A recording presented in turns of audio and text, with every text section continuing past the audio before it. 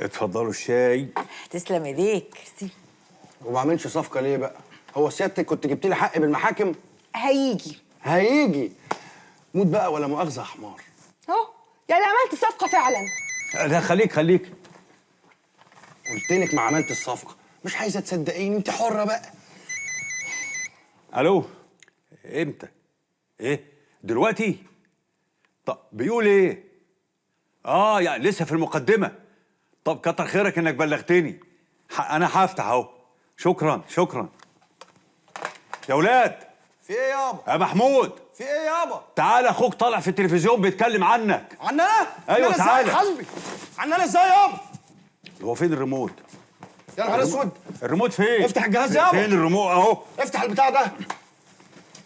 السادة ضباط أمن الدولة ما اكتفوش باللي عملوه في أبويا على مدى 20 سنة لأنه كان بيدافع عن حقوق العمال، ولا إنهم منعوا أخويا من حقه في التعيين لأنه كان متفوق، ولا إنهم حريصين على ضرب الحركة الطلابية اللي بشارك فيها.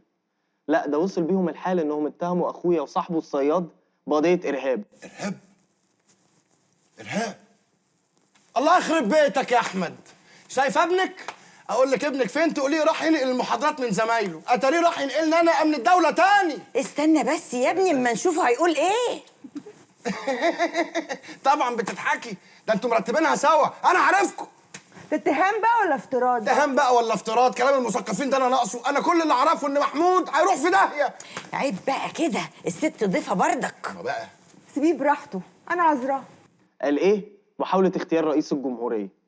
طبعا عشان يبينوا للسيادة الرئيس إنهم قد الثقة والمسؤولية اللي خليته يدفع للوزارة بتاعتهم فلوس ما بتاخدهاش وزارة الصحة ولا وزارة التعليم.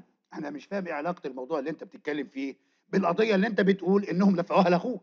أنا ما قطعتش سيادتك يا سيادة اللواء، فأرجوك خليني أكمل كلامي. لا من فضلك، لازم نظبط الحوار عشان ما يتحولش لخطابه ونضيع وقت الناس. يا سيادة اللواء، إدارة الحلقة دي مسؤوليتي، من فضلك سيبنا ديرها. اتفضل يا أحمد، كمل. عملوا إيه في أخوك؟ عذبوه وكهربوه. كهربوا مين يا بعيد الله يخرب بيتك؟ متضايقش على اخوك.